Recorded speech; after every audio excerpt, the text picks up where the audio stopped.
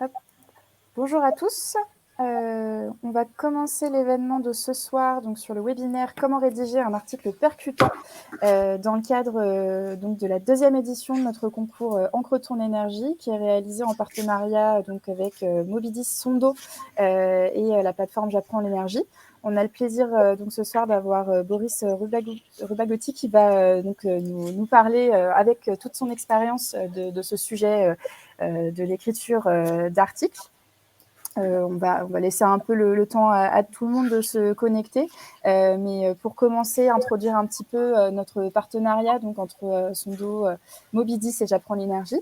Donc déjà du côté Sondo, donc moi je suis Estelle Daera. Donc je travaille pour Mobidis, qui est une entreprise nantaise qui met son expertise de l'enrichissement cognitif au service des élèves en travaillant sur l'adaptation de livres numériques avec un format plus accessible pour ceux qui vont avoir des difficultés de lecture, donc notamment les 10. Ça peut aussi être ceux qui vont avoir des troubles de l'apprentissage, les allophones, et puis les élèves qui sont fâchés avec la lecture. Et donc avec ce travail-là, on propose des bibliothèques numériques à destination des établissements scolaires pour que donc les élèves de ces établissements puissent accéder à différents livres pour voilà, poursuivre tranquillement leur scolarité, pouvoir lire l'Odyssée quand il faut lire l'Odyssée et pouvoir prendre plaisir aussi à la lecture, parce que c'est ça qu'on essaye de faire, prendre plaisir à la lecture pour pouvoir accéder à toute la culture qu'il y a derrière, la culture littéraire, et puis pour pouvoir aussi avoir les clés pour comprendre le monde, puisque en fait on passe quand même beaucoup de temps à lire dans sa vie, différentes choses, et c'est bien de pouvoir le comprendre. Donc forcément là comme ça je vais un petit peu vers le côté presse, et donc on propose avec notre partenaire donc J'apprends l'énergie ce concours d'écriture Encre ton énergie pour la deuxième fois. Donc l'année dernière on avait travaillé sur l'écriture de nouvelles, et cette année on a décidé de partir sur l'écriture d'articles pour travailler aussi sur toute la question des fake news dont on va parler aussi un peu plus tard. Je vais laisser la parole à Cécile pour présenter J'apprends l'énergie. Et voilà. Merci à tous pour votre participation ce soir. Et bonjour à tous, on est ravis de vous retrouver, pour certains qu'on a déjà rencontrés l'année dernière, donc effectivement dans le cadre de la première édition. Manon, on ne présente plus pour certaines personnes, travaille avec moi au sein de J'apprends l'énergie. Donc, pour mémoire, J'apprends l'énergie, c'est le programme de la société Engie. En fait, c'est un programme pédagogique qui a vocation à accompagner les enseignants sur le déroulé de leur programme scolaire, puisque l'énergie, c'est une notion que l'on aborde tout au long de sa scolarité, du début de la primaire jusqu'à la fin du secondaire, dans différentes matières, de façon extrêmement transverse. Voilà. Donc, une façon de parler de l'énergie de manière un peu plus ludique et moins conventionnelle, en tout cas, eh bien, c'est de le faire dans le cadre d'un concours. Et avec ce concours Encre ton énergie, il nous semblait important de pouvoir faire phosphorer les jeunes, à la fois sur la façon, sur le style littéraire donc de l'article de presse, et donc la façon de présenter une innovation technologique en matière d'énergie. Comment on présenterait l'idée du siècle qu'un petit génie vient d'inventer et qu'il faut présenter à l'ensemble de la population mondiale. Et d'autre part, comment on fait pour savoir si cette information est une vraie innovation, ou est-ce que c'est une pure fake news qui pourra défrayer la chronique dans d'autres colonnes sur les semaines qui vont suivre. Voilà. C'est aussi un moyen pour nous, on le sait, de présenter de temps en temps dans le cadre de notre travail nos projets ou nos notes d'information de façon un peu plus dynamique que très très littérale. Et donc du coup, voilà, comment on fait pour avoir des informations percutantes dans le cadre de notre quotidien. Je ne sais pas si Manon, tu veux rajouter quelque chose sur l'édition de l'année dernière et puis celle qu'on espère importante cette année. Eh bien, je pense que tu as tout dit, tu as parlé de l'essentiel. On peut laisser la parole à Boris, qui va du coup se présenter et qui va nous présenter un petit peu son expertise et son expérience. Je me permets juste, c'est ce que je ne l'ai pas dit, pour tous les participants, vous avez le chat qui est donc sur la droite de votre écran avec la petite bulle, et n'hésitez pas par ici vous présenter, et ce sera également le bon endroit pour poser vos questions tout au long du webinaire. Voilà, je laisse la parole. Bonjour à toutes, bonjour à tous. Je suis donc Boris Rubagotti. Pour me présenter en quelques mots, je dirige aujourd'hui une société qui s'appelle Pixmove, qui est une société de production audiovisuelle. On fait des contenus vidéo pour les entreprises. On a travaillé entre autres avec J'apprends l'énergie, avec Cécile et Manon. Et on réalise des contenus de communication, des films d'entreprise, beaucoup d'interviews, des vidéos d'animation, beaucoup de reportages terrain, avec une approche un petit peu journalistique, puisque c'est justement ma précédente vie. J'ai passé 15 ans en télévision comme journaliste, où je travaillais pour des grandes chaînes, notamment pour TF1, sur des émissions de sport. Je travaillais sur des magazines de société, où j'ai fait plein de formats différents. Je travaillais pour les journaux télévisés, donc sur des formats courts, de 1 minute 15, 1 minute 30, sur des magazines de 26 minutes, sur des documentaires de 52 minutes. Voilà, donc une expérience assez large sur le contenu reportage et magazine, qui a des similitudes, puisqu'on vient un peu tous du même endroit quand on est formé en école de journalisme, qui a des similitudes avec la presse écrite, évidemment, puisque les techniques restent un petit peu les mêmes, même si nous, on travaille beaucoup sur l'image, mais l'approche journalistique, en tout cas, elle, est exactement la même, c'est-à-dire qu'on part d'une idée qu'on essaie de développer, de creuser, d'informer et de restituer de manière la plus claire possible. Et pour ça, il y a des techniques en fait d'écriture qu'on apprend en école, puis qu'on apprend ensuite sur le terrain.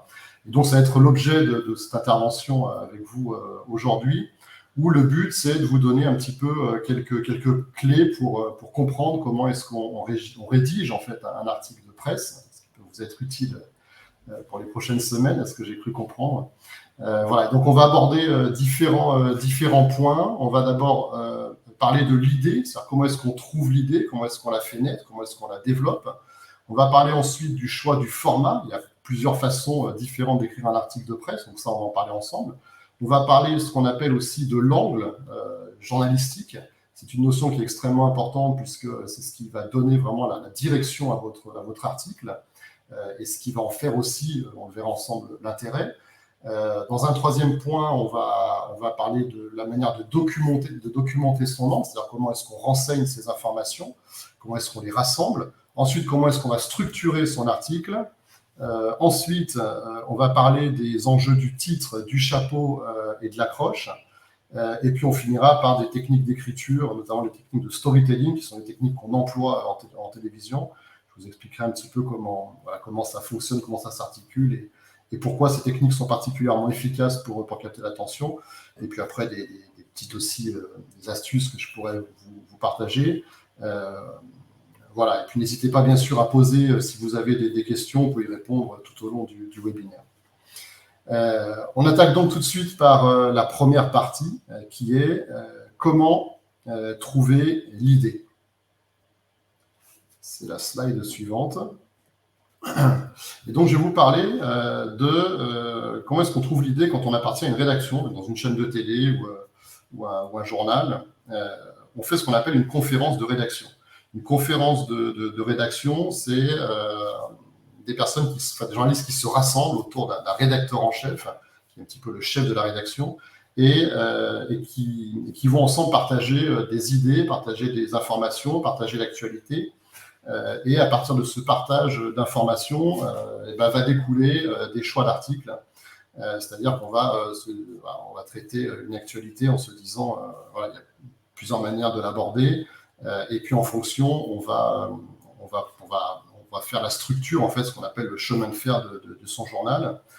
Et donc ça se fait à partir d'un échange, en fait. On rassemble les actualités qu'on va aller pêcher dans les fils AFP, les dépêches qu'on va aller trouver sur Internet quand on est relié à des fils de dépêches. Et ces idées, le but, c'est que les gens les partagent et puis qu'on trouve à chaque fois des angles d'attaque pour pouvoir derrière aller préparer son journal et ce qu'on va y mettre à l'intérieur. Donc ça, c'est le fonctionnement d'une rédaction, c'est-à-dire que les idées, elles ne viennent pas de nulle part, elles sont rassemblées, elles sont échangées, et puis elles permettent de déterminer ensuite ce qu'on va faire. Et donc, je vous parle de ça parce que c'est le point de départ, et vous, sans doute que quand vous allez avoir rédigé un article, vous n'allez pas forcément savoir dans quelle direction aller, et donc ça peut être intéressant, pourquoi pas, pour vous aussi d'aller faire une espèce de mini-conférence de rédaction ensemble, à différentes personnes, pour brainstormer et puis pour vous dire, voilà, aujourd'hui, on veut aborder, nous, cette thématique, comment est-ce qu'on va l'aborder, quels sont les différents angles d'attaque possibles, et comment est-ce qu'on va en fait articuler notre journal et à partir de quel article on va rédiger. Donc ça, c'est un premier point et c'est évidemment un point de départ, puis c'est ce qui permet un petit peu de mettre en place ces idées et puis de donner une direction à tout le monde et de savoir aussi soi-même dans quelle direction on va aller. Ensuite, on peut passer peut-être à la slide suivante. Voilà, donc bravo, tu as trouvé l'idée. Et on va aller maintenant sur le choix du format. Je l'abordais un petit peu avant. Le choix du format, il est important puisque c'est aussi un point de départ. C'est-à-dire qu'une fois qu'on a déterminé ce qu'on allait raconter dans nos articles et quelle idée on allait développer, il faut savoir comment est-ce qu'on va le mettre en forme. Et donc là, je vous avais listé quelques formats possibles. On a l'article écrit, je vais le développer un petit peu après, l'article d'interview, on a l'article qui va mixer l'écrit et le témoignage, on a l'article portrait et on peut avoir l'article science-fiction ou fake news. Un article écrit, c'est quoi? C'est tout simplement un article que vous allez écrire entièrement de A à Z, de la première à la dernière ligne, sans faire intervenir de personnes extérieures. C'est-à-dire que vous allez travailler sur votre idée, vous allez renseigner votre idée, vous allez l'informer. On verra ensuite les techniques justement pour aller chercher ces informations.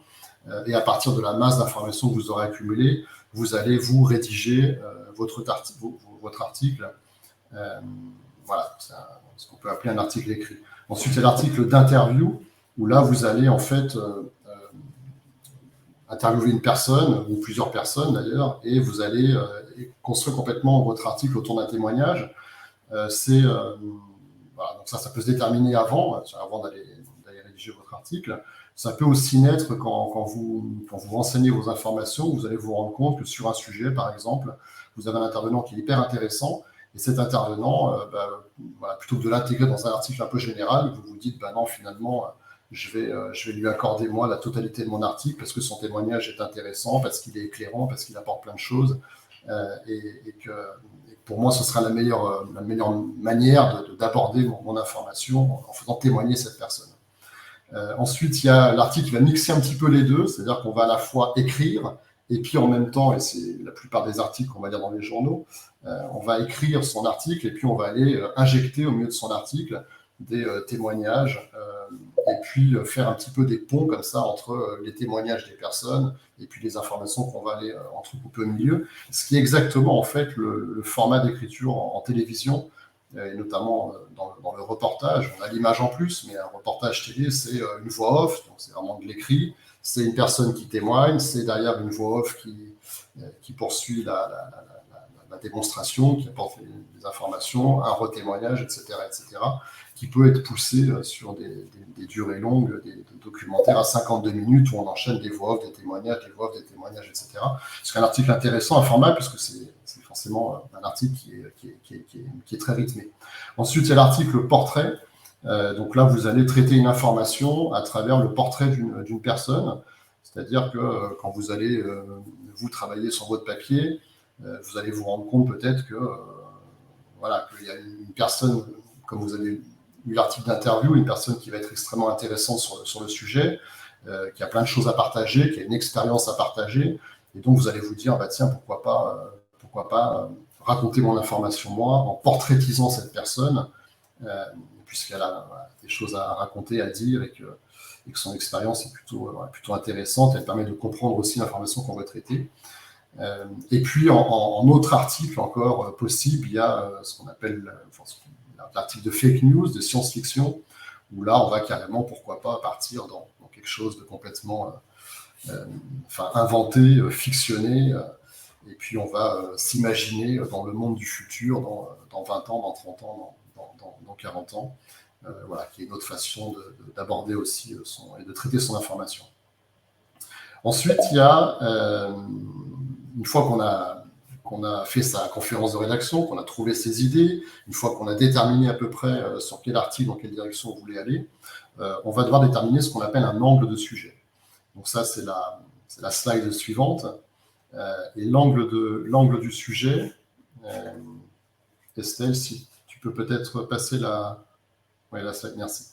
L'angle du sujet, il est extrêmement important puisque c'est vraiment ce qui va apporter la consistance en fait à votre article.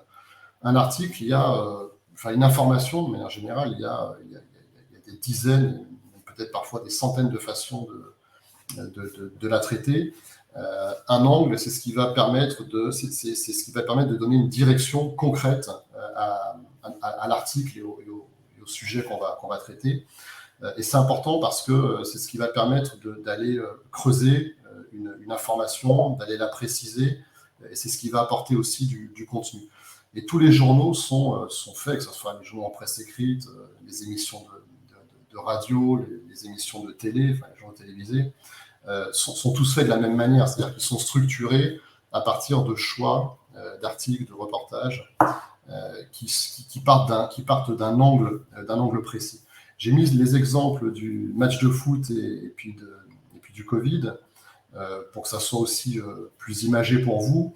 Un match de foot, par exemple, il y a plein de manières différentes de le traiter. Pour ceux qui sont amateurs de football ou de sport en général, on va pouvoir traiter un match de foot à travers le résultat ou le commentaire simplement du match. C'est-à-dire qu'on a assisté à un match du Paris Saint-Germain contre Monaco, et de manière factuelle, on va expliquer que telle équipe a gagné, que c'est un tel qui a marqué les buts, etc.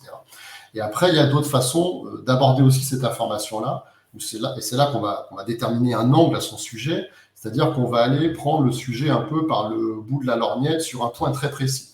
Donc, par exemple, ça va être, moi j'ai trouvé que dans ce match de foot, il y avait la défense du Paris Saint-Germain qui a été très mauvaise. Et donc, je vais consacrer mon article et je vais angler mon article sur les défaillances de la défense parisienne.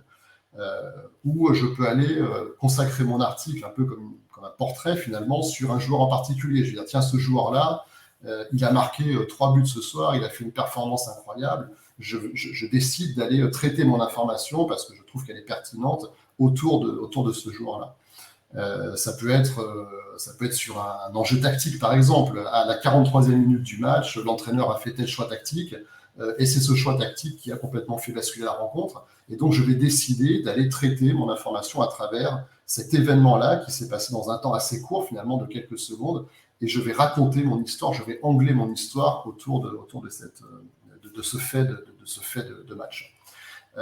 L'autre exemple du Covid, le Covid, on l'a traité dans l'actualité pendant 1 an et demi, 2 ans, à outrance, j'ai envie de dire, puisqu'on ne voyait que ça à la télévision. Et donc, vous imaginez qu'il faut être un peu créatif quand on est rédacteur en chef des chaînes de télévision pour aller tous les jours renouveler ces reportages et trouver des angles nouveaux. Et voilà, et donc la Covid, typiquement, ça a été traité sous toutes ses coutures. Et voilà, et à chaque fois, on a déterminé un angle de sujet. Donc ça peut être, je sais pas, d'aller par exemple fixer sur une population, les plus de 70 ans, 80 ans, pourquoi est-ce qu'eux sont plus exposés que les autres à la Covid, pourquoi, à contrario, les enfants, eux, sont peu contaminés ou pas contaminés, d'aller sur des caractéristiques peut-être aussi du Covid, ça peut être aussi de retourner sur les origines du virus, enfin, voilà. Donc, ce qu'il faut retenir, c'est qu'une information, il y a des dizaines, des centaines de manières de la traiter. Le plus important, c'est de faire un choix et de se dire, OK, moi, ce qui me semble le plus pertinent, le plus intéressant, c'est dans l'information, c'est cette information-là, et c'est celle-ci que je vais essayer de traiter, et donc ça va être l'angle de mon sujet. Et donc, si vous comprenez que c'est important, puisque ça permet vraiment d'aller travailler d'ailleurs sur du contenu et puis d'avoir un élément qui va vraiment être différenciant dans son article, plutôt que d'avoir un discours qui va être très, très, très général et très généraliste. Voilà, on va au moins travailler sur une information très, très précise avec la démarche de donner une information et puis des informations et puis d'apporter un petit peu de valeur aux personnes qui vont lire votre article.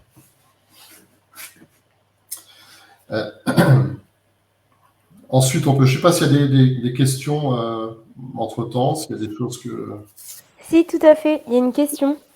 Alors, Julien demande s'il y a une forme d'article à privilégier dans un cadre scolaire et aussi dans un cadre d'écriture en groupe. Donc, c'est 2 questions en une. Est-ce qu'il y a une forme d'article à privilégier dans ces 2 cadres-là? Une forme d'article, non, le but c'est de faire, de toute façon, si en plus ces articles sont mis en commun derrière, le but c'est qu'il y ait toujours une forme de diversité, donc c'est pas que tout le monde aille faire le même article. Après, il faut aller privilégier peut-être l'article avec lequel on est dans une rédaction, on va vous imposer souvent un choix d'article. Là, l'avantage, c'est que personne ne vous l'impose, vous le choisissez vous-même. Donc, j'aurais tendance à dire qu'il faut plus aller vers un article qui vous inspire et qui vous donne envie et dans lequel vous allez vous sentir à l'aise. Donc, j'évoquais tout à l'heure les différents types d'articles, l'article portrait ou l'article complètement écrit, l'article qui va reposer sur de l'interview. Pour moi, le but, c'est d'aller vers un article qu'on a envie de raconter et puis qui vous inspire, quoi. Ok, merci. Voilà, ensuite, on passe du coup à la troisième partie, c'est comment est-ce qu'on va documenter son idée et comment est-ce qu'on va documenter son article. Donc là, c'est la slide suivante. Donc là, c'est vraiment le travail de recherche d'informations. C'est-à-dire que quand on travaille sur un sujet, par définition, on est rarement expert dans le sujet qu'on va aborder, surtout quand on est journaliste. Les journalistes, très souvent, sont généralistes. Et donc, le but, ça va être d'aller chercher des informations, c'est-à-dire de se renseigner pour essayer de comprendre le sujet et puis d'aller capter les informations qui vont sembler être les plus pertinentes, avec pour objectif de les restituer, puisque c'est aussi la démarche journalistique, c'est d'aller capter de l'information, c'est d'aller l'éponger, et puis c'est ensuite de la synthétiser et de la restituer de manière la plus claire et la plus accessible, la plus pertinente possible. Et donc l'information, comment est-ce qu'on la recueille? Alors il y a plein de manières différentes. Et surtout aujourd'hui, où on a des canaux qui sont multiples et variés, ce qui peut être aussi un danger d'ailleurs, mais on a aujourd'hui à disposition évidemment Internet. Quand on va sur Internet, on fait une recherche Google, déjà on peut trouver quelques informations qui peuvent être intéressantes. Ça va être ensuite des sites ou de la presse spécialisée, des magazines spécialisés. Ça peut être pourquoi pas d'aller capter des témoignages aussi d'experts sur YouTube. Alors il y a à prendre et à laisser, mais il y a parfois des gens qui sont aussi extrêmement pertinents, donc il faut aussi aller chercher pourquoi pas ces gens-là. Ça peut être donc dans les magazines internes, mais ça peut être aussi beaucoup à travers les interviews qu'on va aller chercher, ou en l'occurrence sur le sujet qu'on va traiter, on va se dire, moi j'ai identifié telle personne, je vais lui passer un coup de téléphone, et puis je vais échanger avec elle parce que j'ai envie qu'elle me partage son expérience et qu'elle m'explique un petit peu le sujet dont on parle. Qui est en fait la principale source d'information. Il y a une vingtaine d'années, moi quand j'ai commencé le métier de journaliste, on n'utilisait pas Internet. Internet arrivait, on utilisait ça de très très loin, et donc nous, notre principale source d'information, c'était les fils AFP, donc les fils, c'est des fils de dépêche qui centralisent l'information, et on se servait de la presse aussi, la presse régionale, la presse locale, la presse nationale qu'on lisait le matin, et puis surtout derrière, on passait des coups de téléphone, donc on appelait les gens qui pouvaient nous renseigner, et puis on captait nos informations de cette manière. Il y a plein de façons différentes de le faire, mais voilà. En tout cas, aller interviewer les gens, les vrais gens, j'ai envie de dire, c'est pour moi le cœur du métier de journaliste, et c'est là qu'on va aller recueillir vraiment les informations qui sont les plus importantes. Comment est-ce qu'on trouve ces personnages et comment est-ce qu'on les interviewe? Ça, c'est un peu, ça va faire aussi partie du travail de recherche. C'est-à-dire quand on va aller chercher une personne à interviewer, il va falloir, on va pouvoir utiliser Internet par exemple. Ça peut être des personnes qui sont citées dans d'autres articles et qui ont attiré votre attention parce que les témoignages étaient intéressants. Donc vous allez retrouver le nom, le prénom, peut-être faire une recherche, je ne sais pas, via LinkedIn, via les réseaux sociaux. Si la personne appartient à une entreprise, contacter directement l'entreprise, le service communication, etc. Donc trouver en tout cas un moyen de rentrer en contact avec la personne. Ça peut être aussi, sur les réseaux sociaux, via les entreprises. En tout cas, le but, c'est pour vous, quand vous avez identifié le personnage, d'aller taper à la porte et puis de lui expliquer que vous avez un article à faire et que vous aimeriez avoir son témoignage pour pouvoir rédiger votre article.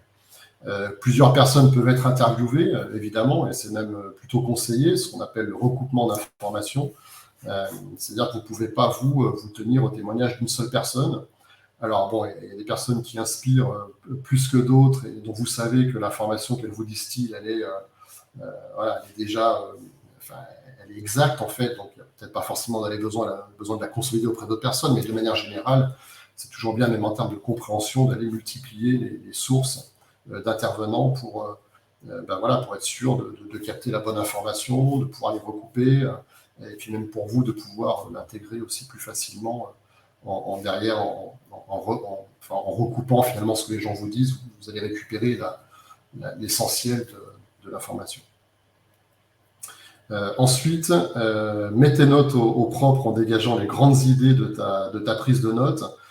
Dans le travail de recueil d'informations, il y a plusieurs techniques différentes, mais moi je sais que j'utilisais, et j'utilise d'ailleurs toujours aujourd'hui, c'est que j'ai tendance à faire des prises de notes qui sont assez importantes. Je vais aller chercher les informations sur Internet, dans la presse, etc., où je me fais mes blocs d'informations. Je vais vraiment retenir les infos qui me semblent les plus importantes. Derrière, ça passe aussi par du témoignage, des interviews, etc.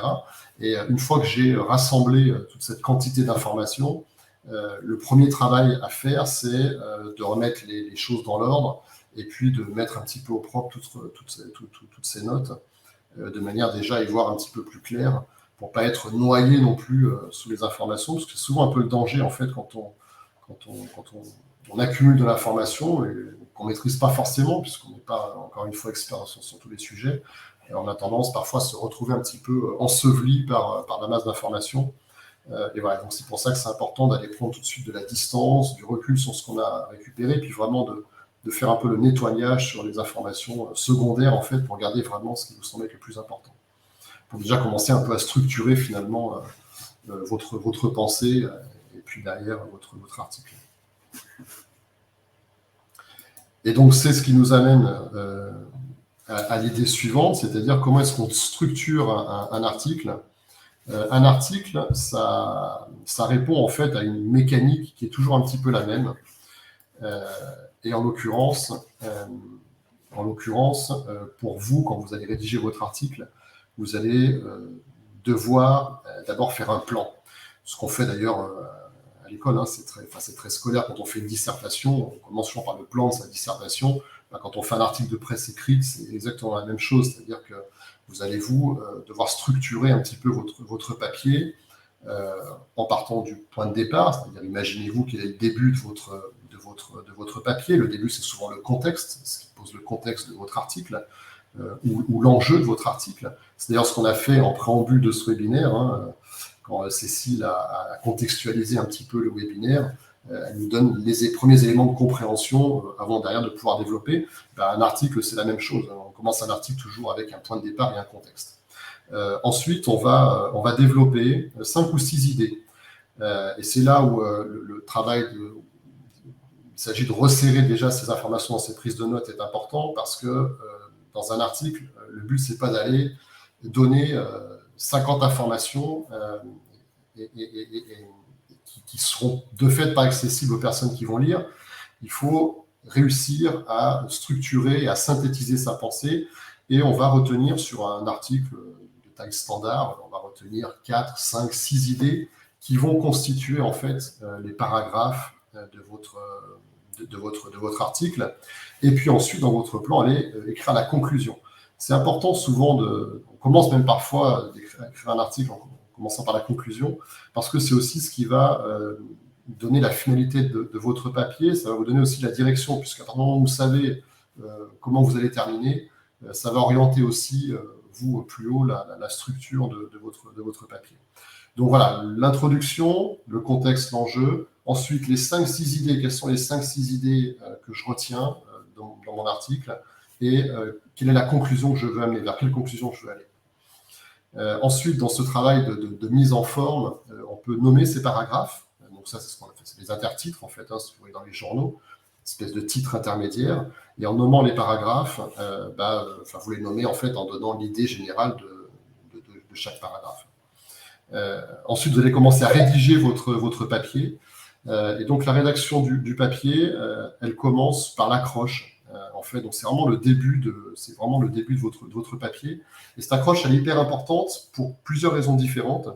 Elle est hyper importante. L'accroche, c'est vraiment les deux premières phrases. Hein. La première phrase ou les deux premières phrases. C'est le tout début du papier. L'accroche, elle est importante parce que elle permet, comme son nom l'indique, d'accrocher le lecteur, d'accrocher la personne qui va rentrer dans votre article. Et donc de capter son attention. Et si cette accroche, elle n'est pas réussie, c'est-à-dire si vous ne captez pas l'attention de la personne, il y a de grandes chances pour que la personne n'aille pas au-delà des deux premières phrases, donc elle ne lise pas votre article. Il y a des études qui portent justement sur les temps d'attention des personnes quand elles commencent un article ou une vidéo, et on est sur des temps qui sont extrêmement courts, qui sont de l'ordre de 4, 5, 6, 7, 8 secondes. Ça veut dire que dans les 10 premières secondes de votre papier, ou de votre vidéo d'ailleurs, les gens vont juger l'intérêt de ce que vous leur proposez. Donc ça veut dire que si votre accroche n'est pas assez percutante, n'est pas bonne, vous allez peut-être perdre 50, 60 ou 70% des personnes qui n'iront pas plus loin dans votre article. Voilà, donc l'enjeu, forcément, il est important de ce point de vue-là pour capter l'attention. Il est aussi important parce que pour vous, en termes d'écriture, c'est aussi ce qui va imprimer la direction de votre papier. Et dans l'accroche, c'est souvent là qu'on retrouve l'angle du papier. Et donc, c'est vraiment l'enjeu et le contexte. Et derrière, une fois que vous avez posé ce contexte-là et cet enjeu, forcément, c'est aussi plus simple puisque vous savez derrière où vous allez, comment vous allez articuler votre pensée. Un article, c'est en fait une accroche, un contexte. C'est derrière 5-6 infos qui permettent d'appuyer ce contexte et vos informations pour à la fin arriver à une conclusion. Et en termes d'accroche, les accroches efficaces, il y a différentes techniques. En fait, il y a le chiffre. Donc là, j'avais mis en 2050, 50% des énergies seront, etc. D'ailleurs, CNJ, je crois qu'il y a des spots publicitaires qui sont construits à partir de chiffres. Le chiffre, il est intéressant pour débuter un article parce que souvent, il capte l'attention puisqu'il apporte déjà une information et on a envie de savoir ce qui se cache derrière ce chiffre. Donc, c'est souvent une bonne technique d'accroche, puisque voilà, ce qui découle du chiffre, c'est que d'ailleurs, vous allez expliquer pourquoi ce chiffre, comment, etc. Après, ça peut être une citation aussi. Typiquement, vous avez, dans les témoignages que vous avez recueillis, vous avez une punchline, vraiment une citation forte. Et là, vous allez dire, voilà, pour moi, finalement, ça résume presque mon sujet, ça pose tout le contexte, tout l'enjeu. Donc, je vais commencer par cette citation. Donc, j'ouvre les guillemets, je mets ma citation. Hop, c'est un tel qui nous déclare ça. Pourquoi il nous dit ça? Et après, on développe. Et donc, ça, c'est pareil, c'est des techniques qui permettent de capter l'attention et de susciter l'intérêt. Après, ça peut être une métaphore aussi. Ça, vous allez commencer sur une image, donc du coup, être un peu plus surprenant. Et puis, la personne aura envie peut-être, vous allez attiser sa curiosité, elle aura envie peut-être d'en savoir plus. Et donc, du coup, elle restera dans votre article. Voilà, donc l'enjeu de l'accroche et comment est-ce qu'on travaille son accroche. Et ensuite, on rentre dans la rédaction des paragraphes. Hein, donc, on a son accroche, on a ces paragraphes qui sont titrés, titrés avec les idées. Et puis, à l'intérieur, j'ai juste d'aller développer, en fait. Hein, donc là, on reprend ses notes. Et puis après, on rédige ces paragraphes les uns à la suite des autres. Le but étant, évidemment, d'avoir une progressivité, en tout cas, que votre article avance. C'est-à-dire, quand vous structurez vos idées, il ne faut pas qu'on soit dans un enchaînement de paragraphes didactiques. Il faut que les paragraphes soient reliés entre eux et que votre article marque une progression. J'ai eu un rédacteur en chef en télévision, moi, qui me disait dans tes reportages, il faut que tu orchestres une démonstration. Et c'est un peu le but d'un article de journal aussi, c'est-à-dire que quand on commence un article, on doit démontrer quelque chose. Vous avez, un angle, vous avez une conclusion, vous savez où vous allez, et tout votre récit, il va devoir s'articuler autour de cette volonté de démontrer quelque chose et de le démontrer de manière progressive en se posant des questions très simples. Hein, c'est de quoi on parle, pourquoi, comment, quels sont les bénéfices, quels sont les intérêts. Voilà, vous posant de manière simple et presque chronologique des questions qui vous semblent des questions essentielles. Et votre but, ça va être de répondre à ces questions-là voilà, de manière progressive et évolutive. Du coup, on a quelques questions, Boris, qui font écho à la présentation là, sur la structuration de l'article et puis avant sur la préparation. Ouais. On a Cassie qui nous demande combien d'interviews pour un seul article est nécessaire, enfin, sont nécessaires. Est-ce qu'il y a un risque d'être trop long ou de manquer de pertinence dans la rédaction? Et du coup, en cas d'avis très différent sur une question, est-ce qu'il vaut mieux faire un seul article ou deux, c'est-à-dire un pour chacun des points de vue? Alors, ça fait plusieurs questions. On peut reprendre dans l'ordre la première. Ouais. Combien d'interviews pour un seul article? Et est-ce qu'il y a un risque d'être trop long ou de manquer de pertinence? Alors, combien d'interviews pour un seul article? Il n'y a pas vraiment de règle en fait. On ne va pas en faire non plus, on ne va pas en collectionner des dizaines, mais ça peut être, ce que je disais tout à l'heure, c'est que ça peut être une seule interview dans l'absolu si vous avez identifié pour votre article un expert qui est vraiment voilà, ultra crédible sur le sujet. Finalement, son témoignage, dans l'absolu, suffira. Et donc, vous pouvez très bien construire votre article autour de ce témoignage-là, avec ce qu'on a vu tout à l'heure. Hein, soit vous restituez l'intégralité de son témoignage, les questions et les réponses sur la durée de votre article, soit vous intégrez son témoignage dans un récit que vous écrivez en vous servant des informations qu'il vous a données pour raconter votre histoire, et puis en citant la personne à plusieurs reprises. Vous commencez votre premier paragraphe, et puis le deuxième paragraphe commence par le témoignage de la personne, et puis après vous réécrivez un autre paragraphe, puis la personne revient, etc. Donc pourquoi pas le faire de cette manière-là. Après, vous pouvez aussi aller multiplier les intervenants, mais enfin, en faire d'autres en tout cas. Mais j'ai envie de dire maximum 3 intervenants. En fait, pas forcément besoin d'aller en faire trop. De toute façon, vous n'aurez pas le temps non plus d'en faire 10. 3 intervenants, c'est un bon nombre parce que ça permet de recouper ces informations. C'est quand même important d'être sûr que les gens vous disent la même chose. Parce que votre danger, en vous appuyant sur un seul intervenant, c'est pour ça que je vous disais, il faut vraiment qu'il soit ultra crédible. Le danger en s'appuyant sur un seul intervenent, c'est qu'il vous induise en erreur parce que lui-même se trompe sur le sujet, ce qui est aussi tout à fait possible. Et vous, derrière, l'information que vous transmettez, elle n'est pas bonne puisque la personne qui vous donne cette information s'est trompée. Donc le fait d'aller recouper avec un deuxième intervenant et un troisième intervenant, ça vous permet d'être sûr d'avoir les bonnes informations. Et d'ailleurs, si vous avez le doute, à un moment donné, vous avez 3 personnes qui vous donnent 3 avis différents, dans ce cas-là, si vous avez un article à sortir rapidement, mieux vaut faire la passe sur l'information en question. Dans le doute, il vaut mieux s'abstenir et ne pas restituer une information qui serait une information erronée. Mais voilà, donc pour répondre à la question, entre 1 et 3 intervenants, c'est en général le bon nombre, 2 intervenants. Et après, dans la rédaction de l'article, soit vous n'utilisez pas du tout les personnes, c'est-à-dire que vous construisez votre article à partir de leur témoignage sans les citer, soit vous construisez votre article en citant les personnes ou carrément en vous appuyant que sur les interviews et donc en rédigeant un article d'interview. Dans les interviews, il y a aussi un article qui peut être intéressant, c'est un regard croisé. Ça se fait aussi régulièrement. On en voit dans les journaux. Vous allez confronter 2 personnes. Alors, idéalement, c'est des avis un petit peu différents.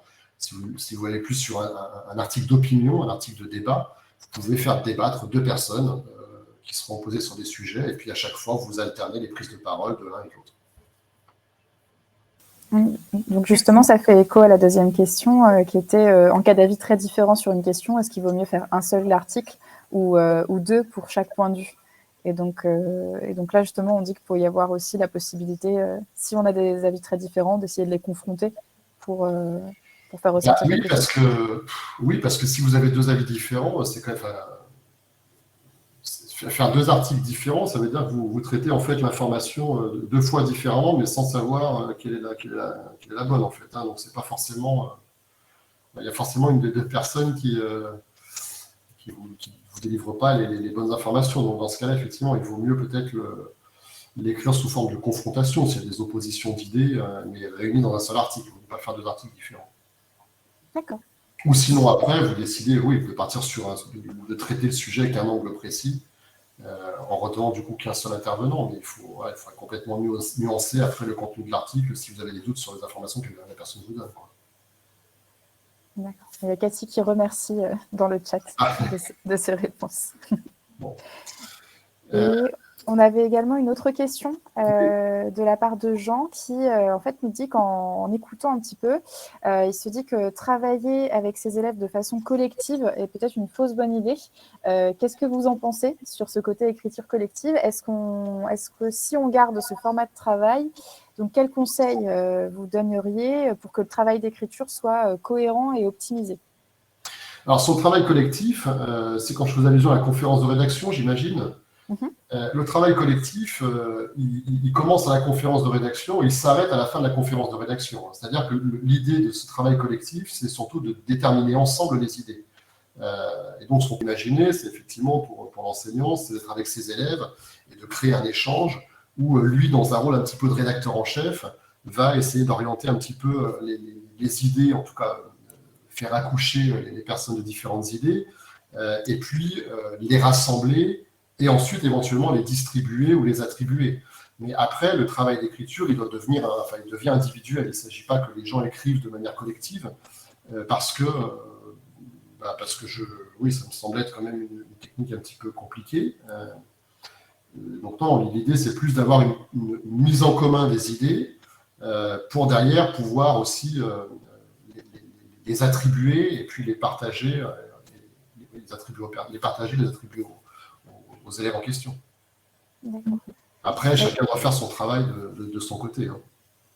Effectivement, et puisque je me suis dit moi aussi, je fais un peu écho à Jean là-dessus, mais sur la question de l'angle, que peut-être il y a quelque chose à travailler avec les élèves, avoir un sujet commun pour peut-être un groupe d'élèves et aller travailler sur avoir des angles, travailler des angles différents sur ces sujets-là pour pouvoir prendre conscience aussi de cet enjeu de l'angle dans un article de presse. Et c'est ça justement c'est ça qui est intéressant. Effectivement, dans une classe, je pense que la démarche, ce serait de faire en sorte qu'aucun élève n'ait le même article que l'autre. En fait, hein. Il faut que chaque élève écrive son article en essayant peut-être de diversifier, de varier les formats. On a vu qu'il y a plein de formats possibles, plusieurs, et peut-être de faire en sorte que chaque élève parte vraiment avec un angle précis. C'est là où le travail peut être intéressant d'ailleurs, hein, c'est d'aller traiter son information sous 15 ou 20, une vingtaine d'angles différents. Tout un programme pour la classe. J'expliquais tout à l'heure, j'ai dit pour que ça soit vraiment simple et accessible, mais c'est l'histoire du match de foot. Hein, je trouve que c'est une image qu'on peut retenir. Dans un match de foot, on va traiter le match en général, donc le résultat, de manière très factuelle, et puis après on va faire un focus sur son attaquant, en faisant un portrait de sa performance, on va faire le focus sur un secteur défensif, on va faire un focus sur un dispositif tactique, on va faire un focus sur le tacle d'un tel à la 60e minute qui aurait mérité un carton rouge. C'est ça un angle de sujet. Et le travail avec une classe, je pense, qui peut vraiment être intéressant, c'est d'aller faire accoucher chaque enfant d'une idée qui va être une idée anglais où on va aller traiter notre sujet vraiment sous un angle très particulier. Très bien, merci beaucoup. On n'a pas d'autres questions pour l'instant.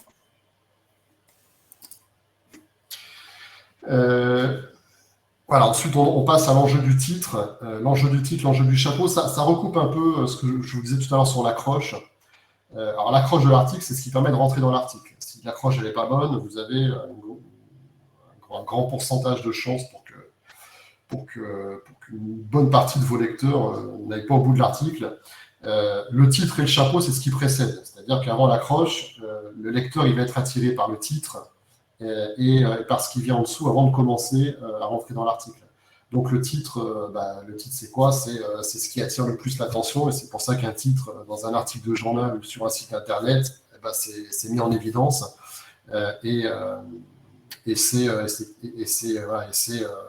c'est un titre qui doit être impactant, qui doit capter l'attention, qui doit être court, qui doit susciter la curiosité, qui en même temps doit résumer un peu votre article, qui doit le contextualiser. Voilà, donc ça c'est un travail à part, hein, dans les rédactions. Il y a souvent des gens qui sont dédiés à ça. C'est pas forcément évident d'ailleurs. Moi, personnellement, j'ai jamais été très à l'aise sur des choix de titres. Je savais écrire les reportages, mais les titrer, c'était pas forcément mon truc. Et voilà, il y a des gens dans les grands journaux, il y a des gens qui sont spécialisés là-dedans et qui donnent les titres des journaux du lendemain, de tous les articles qui travaillent là-dessus. Donc voilà, en tout cas, ce qu'on peut retenir sur le titre, c'est qu'il est primordial parce que c'est lui qui va attirer en premier lieu l'attention et qui va donner envie au lecteur dans un journal de peut-être 15 ou 20 pages. Quand on achète un journal, on ne lit pas tous les articles, enfin en général, pas forcément ce temps-là. Moi, je sais, quand j'ouvre un journal, je vais être attiré par 3, 4, 5 articles maximum que je vais lire, et puis après je referme, et puis ma lecture est terminée. Et donc le but, voilà, c'est d'avoir les titres qui vont vraiment aller accrocher, qui vont intéresser.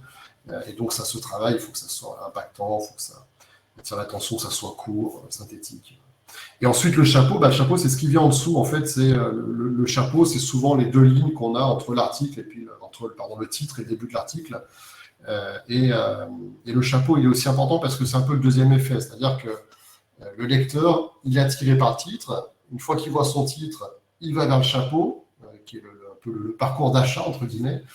Il va lire le chapeau. Donc le chapeau, ça va être 1, 2 ou 3 lignes qui résument finalement en quelque sorte l'article dans son ensemble. Et voilà, qui va dire en 2-3 lignes qu'est-ce qu'on va découvrir dans l'article. Donc là aussi, il faut que le chapeau soit travaillé, il faut qu'il soit impactant pour que la personne aille jusqu'à l'accroche et puis qu'elle enchaîne sa lecture. Et donc d'ailleurs, souvent le chapeau, on l'écrit en général à la fin de son papier. On écrit son papier et après on écrit son chapeau. Et là aussi dans les rédactions, très souvent, c'est pas les journalistes qui écrivent les chapeaux, il y a des chefs, rédacteurs en chef, adjoints, rédacteurs en chef, qui les écrivent à leur place, qui relisent les articles, qui font le chapeau et le titre. Et ensuite, on arrive, 6e point, les techniques de storytelling. Alors bon, sans rentrer dans le détail des techniques de storytelling, ce qui est important de retenir, c'est que, et c'est exactement ce qu'on fait dans tous les médias, hein, en presse écrite, en radio, en télé, on fait du storytelling en permanence, c'est-à-dire qu'on raconte des histoires. Un article, un papier radio, un reportage télé, c'est pas seulement un enchaînement d'informations, la démarche avant tout, c'est de raconter quelque chose. Et c'est aussi ce qui capte l'attention, c'est-à-dire que quand vous présentez un article de manière très factuelle, très froide, très didactique, avec en enchaînant des chiffres, des informations, c'est pas forcément très attractif. Quand vous racontez une histoire, vous avez déjà une démarche différente parce que voilà, vous allez susciter un peu plus l'intérêt de la personne qui va découvrir au fur et à mesure votre histoire avec vous. Et la technique du storytelling, c'est les films, typiquement les films Disney, hein, ça vient beaucoup de là d'ailleurs, le storytelling. Le storytelling, c'est une démarche où on va... Ce que je vous disais un petit peu tout à l'heure sur la structure de vos articles, en fait, c'est de vous poser des questions simples et de manière progressive. Et le storytelling, c'est ça, en fait. Vous partez d'un contexte et vous allez raconter voilà, comment ça marche, pourquoi, quel est l'intérêt, qu'est-ce qu'en dit un tel, etc., etc. Et dans le storytelling, il y a une mécanique qui est récurrente, c'est le problème et la solution. Et d'ailleurs, vous verrez le point commun entre la majorité des articles de presse écrite, ce qu'on vous sert en radio, en télé, c'est qu'on traite souvent des informations dans lesquelles il y a des problèmes. On ne fait pas des reportages sur les trains qui arrivent à l'heure, on fait des reportages sur les grèves à la SNCF et les trains qui arrivent en retard. Et donc la démarche journalistique, elle est bonne ou elle n'est pas bonne, mais c'est exactement celle-ci, c'est-à-dire qu'on va raconter une histoire en allant pointer quelque chose qui pose problème et auquel on va apporter une solution. Et le storytelling, c'est ça, en fait. Le storytelling raconte une histoire, et dans cette histoire, on va créer des rebondissements où on va mettre des difficultés dans notre histoire pour après apporter des solutions. C'est une technique de storytelling, et, voilà. Et donc ça, c'est intéressant de l'avoir aussi en tête. Je ne rentre pas trop dans les détails parce que ça peut être un peu compliqué, mais voilà, la démarche, en tout cas, c'est d'essayer de raconter quelque chose, toujours dans l'idée de capter l'intérêt de la personne et puis de donner plus d'intérêt à son article. Et ensuite, pour les conseils techniques, en termes d'écriture, il y a, et là on parle de presse écrite en particulier, parce que ça, contre la presse écrite, la radio, la télé, on écrit de manière assez différente. Autant on partage des mêmes techniques dans les approches en termes d'angle, de structuration, etc., autant sur l'écriture en elle-même, c'est assez différent. L'écriture télé, c'est une écriture qui est qui traite beaucoup de l'image, donc qui va être en général souvent en résonance avec l'image. On va commenter de l'image, en plus des informations qu'on va amener. Dans une écriture radio, il n'y a pas d'image, donc on est dans une écriture qui est très brute, qui est très directe, qui doit être très, très claire, très courte, très nerveuse. Et puis, dans un article de presse écrite, on a un petit peu plus de temps et on s'installe un petit peu plus pour raconter cette histoire. Et là, on se permet d'avoir des écritures qui seront un petit peu plus enlevées, un petit peu plus stylisées, entre guillemets. Voilà. Mais en termes d'écriture, moi, le conseil que je donne, en tout cas toujours, parce que c'est vrai que il y a des gens qui sont très talentueux et qu'on appelle des plumes, hein, qui ont des écritures fantastiques et qui pondent des articles comme ça en 2-3 coups de crayon et qui se boivent comme du petit lait. Et puis la majorité des gens qui savent écrire, mais qui ne sont pas forcément des plumes. Et pour cette majorité-là, il faut aussi savoir faire simple. C'est-à-dire que le but d'un article de presse ou d'un reportage radio, télé, etc., le but, c'est que vous transmettiez, vous, une information, que vous expliquiez quelque chose, que vous informiez la personne qui vous lit ou qui vous écoute ou qui vous regarde. Et pour ça, il faut que votre écriture, elle soit la plus simple possible. Et pour la rendre simple, c'est éviter des mots qui vont être trop compliqués, qui ne vont pas être accessibles, ou qui vont alourdir vos textes. C'est faire des phrases courtes. Ça ne sert à rien d'aller faire des phrases à rallonge dont on a oublié le début quand on arrive à la fin. Et voilà, et c'est aussi ce qui donne du rythme, en fait. Un article, à mon sens, un article de journal, c'est un article qui doit se lire vite, où on doit enchaîner des phrases, et voilà, et pour enchaîner des phrases et pour le lire vite, ça veut dire qu'il faut mettre du rythme dans ces articles, il faut faire des phrases courtes, alors là, on fait beaucoup en télé et en radio, pour être attentif à ça, mais en radio, en télé, parfois, on n'a pas de sujet dans les phrases, on commence directement par un verbe à l'infinitif, ou même des fois, on n'a même pas de verbe, enfin, c'est des écritures qui sont très, très contractées, qui sont d'ailleurs grammaticalement pas toujours très justes, mais voilà, mais c'est aussi ce qui donne de la dynamique et de la vitesse à son texte. Et voilà, et en fait, un article, ça doit avant tout aussi, surtout aujourd'hui où les gens ont des temps d'attention très courts, il faut que ça soit rapide, il faut que ça soit dynamique, il faut accrocher les gens. Et voilà, donc moi, ce que je recommanderais en termes d'écriture, c'est de faire simple, mais de faire efficace. Et voilà, de ne pas chercher à faire des choses trop compliquées, c'est pas forcément le but. L'objectif, c'est que les gens comprennent le message que vous transmettez, qu'il y a un intérêt à ce que vous racontez, et qu'à la fin, les retenues, les informations qui sont les plus importantes. Et en termes de captation des informations, c'est aussi important d'avoir en tête ce chiffre-là. Quand on lit un article de presse, quand on écoute quand on suit un reportage à la télé, les gens en général retiennent très peu d'informations. Sur un reportage télé, par exemple, sur des formats courts d'1 minute 30, qui sont des formats JT, qui ne sont pas des durées qui ont été établies par hasard, évidemment, sur des durées courtes d'1 minute 30, on va avoir en général, on dit que les personnes retiennent en général entre 1, 2, maximum 3 informations. Vous pourrez faire le test, si vous le souhaitez, devant le JT de 20h ce soir, regarder un reportage, et puis à la fin, essayer de voir combien d'informations vous avez retenues. Et donc je dis ça parce que voilà, il faut bien comprendre que le but, c'est pas d'aller alourdir ces textes en matraquant de l'information, parce que de toute façon, à l'arrivée, la personne qui va vous lire, elle retiendra les 2-3 idées fortes. Et donc, plutôt que d'aller raconter plein de choses, il vaut mieux raconter une chose, mais le faire en creusant son papier, voilà, pour vraiment donner une information pertinente. Et on en revient un peu toujours au même point, qui est l'angle de départ, qui est vraiment, pour moi, ce qui détermine toute la qualité d'un papier, indépendamment du style d'écriture, indépendamment de tout le reste. Quand vous avez un angle qui est pertinent, vous avez un contenu qui sera par définition pertinent derrière. Voilà, pour que derrière, vous l'ayez écrit de manière un peu structurée, un peu évolutive et de manière simple et accessible. Et donc, ça nous amène à le récap. Le récap, c'est quand on fait un article, on pense à son titre. Le titre, c'est ce qui attire l'attention de la personne, ce qui faire que la personne va aller vers votre article.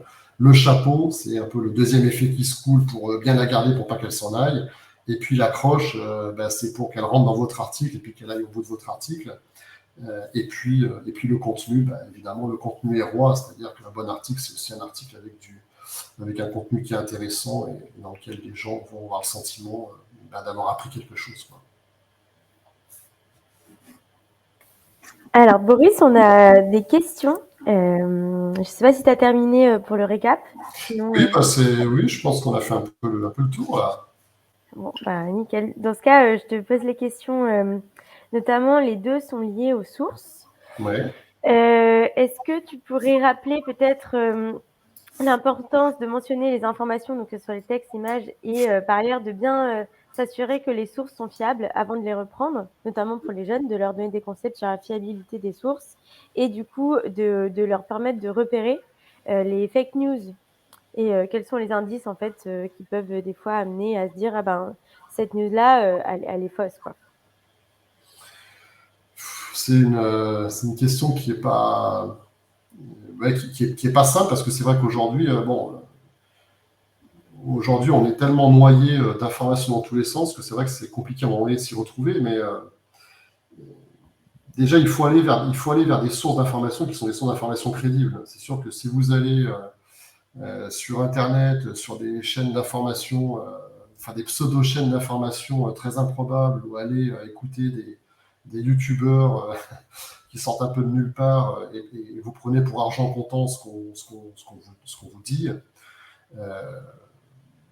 déjà, je pense qu'on n'est pas dans la bonne direction. Donc, il faut. Le point de départ, c'est vraiment d'aller capter une source d'information qui va vous sembler être crédible. Une source d'information crédible, c'est un site internet que vous connaissez, qui est un site d'information qui va être reconnu. C'est des gens qui ont une fonction d'experts, qui sont reconnus en tant que tels. Donc voilà,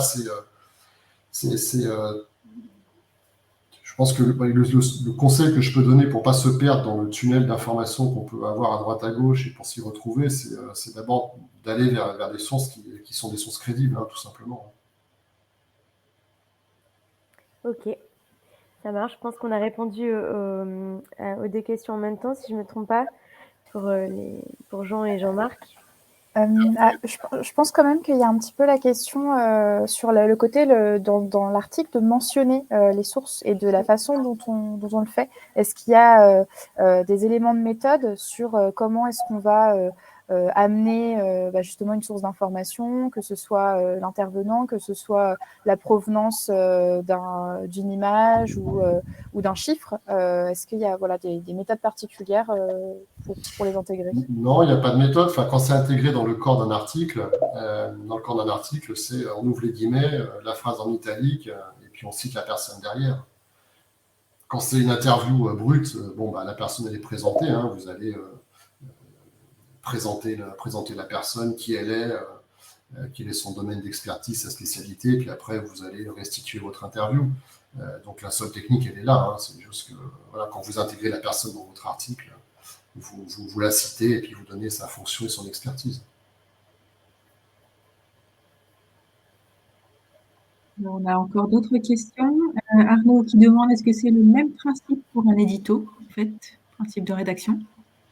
Dans l'absolu, oui. En tout cas, la méthodologie reste la même. Quand on fait un édito, on va choisir l'angle de son édito, déjà pour commencer. C'est vrai qu'on n'a pas abordé ce format-là. Il est assez intéressant, le format édito. Mais la méthodologie reste la même, c'est-à-dire qu'on va déterminer l'angle. Notre édito, qu'est-ce qu'il va raconter précisément. Derrière, on va aller capter ces informations qui vont nous permettre d'aller écrire l'édito en question. Après, l'édito, c'est plus une question de style. C'est-à-dire, dans l'édito, on va plus aller interpréter et donner son opinion en fait sur une information que la restituer. L'édito, c'est un article, c'est un papier d'opinion en fait et d'avis. Donc effectivement, vous allez pouvoir recueillir une masse d'informations. Et puis, en fonction de l'information, vous avez recueilli, vous allez vous faire une opinion sur cette information-là et vous allez donner votre avis dans un édito. Mais après, la technique reste la même. Après, il y a une durée qui est peut-être un petit peu différente. C'est qu'un édito, en général, c'est assez court. On est sur ouais, c'est peut-être quoi, une dizaine de lignes, douzaine de lignes, hein, guère plus. Et voilà, par contre, ça demande un style d'écriture qui est assez différent, qui est plus impactant, enfin pas plus impactant, mais qui est plus personnel, qui est vraiment dans un édito, on donne son avis et son opinion, et on le fait quitte à ce que ça déplaise. C'est un peu la démarche.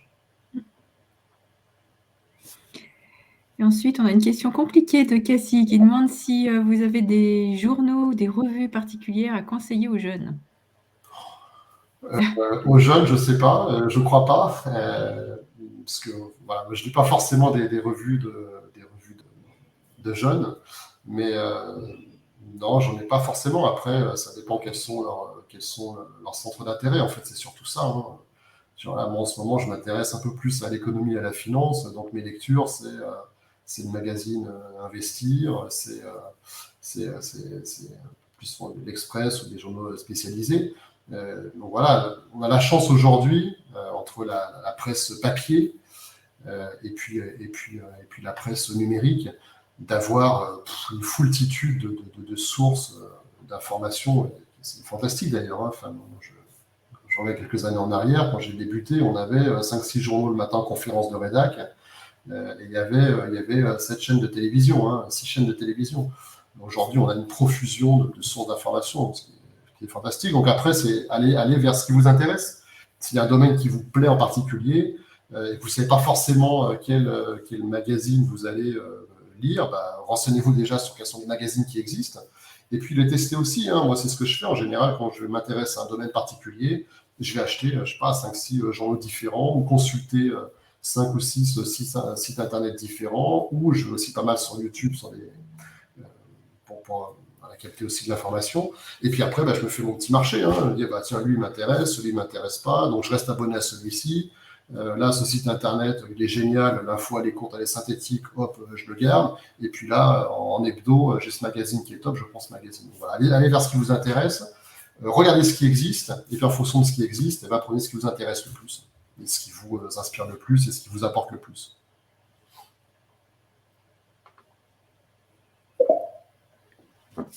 Merci beaucoup.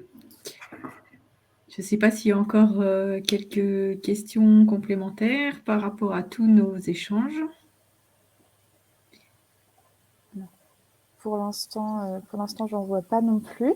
Mais en tout cas, moi, je voulais vous remercier à nouveau parce que c'était vraiment une intervention très intéressante.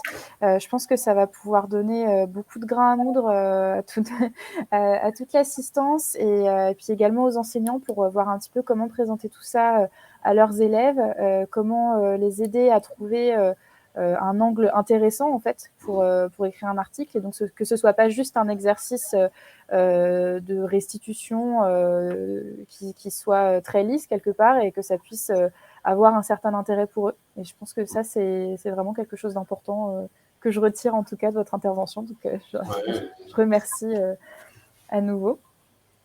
C'est un peu ce qu'il faut retenir. C'est vrai que j'ai beaucoup insisté sur cette notion-là, mais c'est tellement... c'est vraiment la base du métier de journaliste, hein.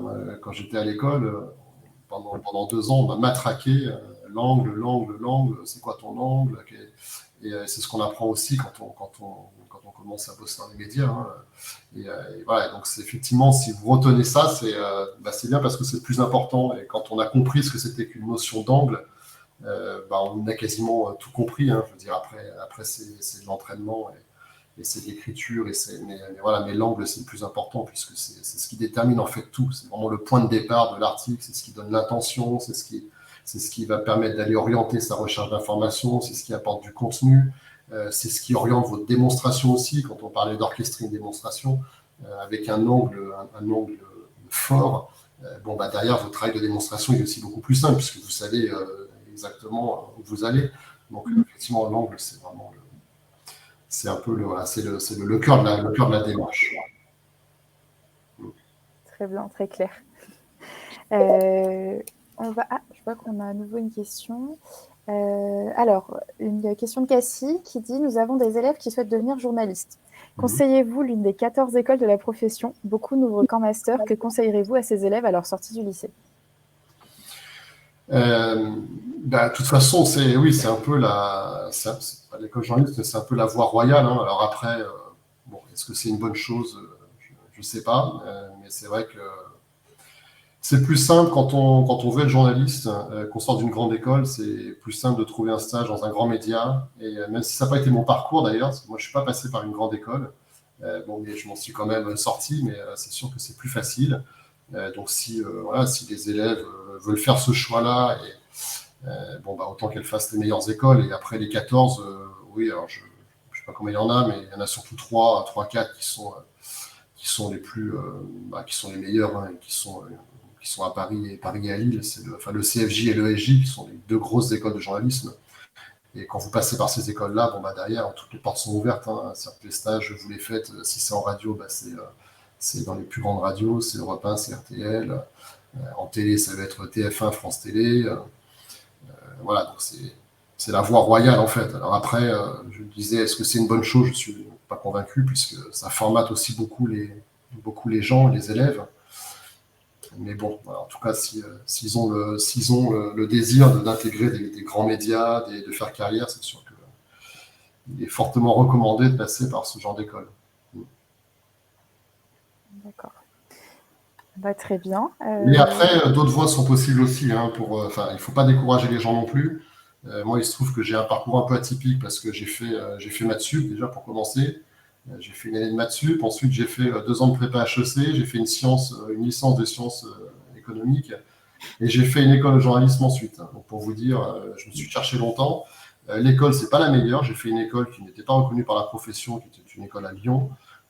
Mais ça ne m'a pas empêché derrière de faire des stages. J'ai obtenu un stage dans l'agence de presse qui s'appelle La Belle Info, ce qui a changé depuis, et qui couvrait l'actualité, qui était le correspondant régional en fait, de TF1 et LCI. J'ai fait un stage là-bas et je me suis battu pour apprendre. Hein. Et puis ça a marché, on m'a gardé. J'ai fait un contrat d'apprentissage chez eux. J'ai travaillé pendant 5 ans en région, au départ pour LCI. J'ai fait le premier reportage pour TF1 pour le 13h et le 20h au bout de 3 ans. Et après, je suis venu à Paris et je travaille pour des grandes chaînes. Voilà, et donc c'est un message que je peux transmettre. Hein, c'est que les grandes écoles, c'est chouette, hein, c'est super, ça permet d'aller plus vite peut-être, mais c'est pas la seule voie. Et si les gens sont motivés et qu'ils ont envie de réussir, envie de faire ce métier, voilà, ils peuvent aussi passer par des écoles moins prestigieuses, mais s'ils se battent et qu'ils ont la motivation, ils y arrivent. Quoi. C'est pas... Super, c'est bien inspirant pour les lycéens. Et il y a Cassie qui dit merci, vous en rassurerez beaucoup. Ah, oui, non, il ne faut pas se fermer. Puis après, il faut déjà choisir aussi ce qui vous passionne. Enfin, Et après, d'ailleurs, il n'y a pas forcément besoin de passer par les plus grandes chaînes et les plus grands médias pour être épanoui dans son travail de journaliste. Hein. Moi, j'ai d'anciens collègues qui sont journalistes en région, enfin, en l'occurrence à Lyon, pour de la presse locale, qui n'ont jamais travaillé pour Le Monde, pour Le Figaro, pour TF1, et qui sont très épanouis dans leur travail et qui, au bout de 25 ans, continuent à prendre du plaisir quand ils vont au reportage, quand ils vont sur le terrain pour rencontrer les gens et faire leur travail. Donc, choisissez d'abord un métier qui vous fait envie, qui vous fait plaisir. Ça reste un beau métier qui est enrichissant, dans lequel on rencontre beaucoup de gens, on apprend beaucoup de choses. C'est un métier de terrain aussi, donc c'est une vraie belle école de la vie aussi. Donc voilà, j'encourage à le faire. Bien, un grand merci, Boris, pour cette présentation, cette démonstration, ce témoignage. Je suppose que d'ailleurs, il n'y a pas, pour ceux qui se rêveraient journalistes, en étant beaucoup plus âgés, il y a peut-être des voies de reconversion possibles aussi, sans passer par les grandes écoles des jeunes. Donc, peut-être, oui, voilà. À un moment donné, je pense qu'il faut, comme pour le reste, il faut prendre sa plume et se lancer. Ouais, et se mettre à écrire, voilà, avoir envie de couvrir un événement et se dire comment je le présenterai peut-être. Ouais, et puis il faut s'intéresser aussi, il faut s'intéresser aux choses, s'intéresser. Tout à l'heure, je vous le disais, moi en ce moment, je suis dans la finance et l'économie. J'essaye de m'intéresser à ça et de comprendre comment ça marche, comment marchent les marchés financiers notamment, ce qui est un truc passionnant. Et voilà, et donc je fais ce travail-là, cette démarche d'aller me documenter dans la presse, les magazines, etc. Et c'est aussi ça, même si je ne le suis plus depuis quelques années, je pense que je garde quand même cet ADN de journaliste. Et c'est avant tout être curieux et avoir envie d'apprendre des choses, de découvrir.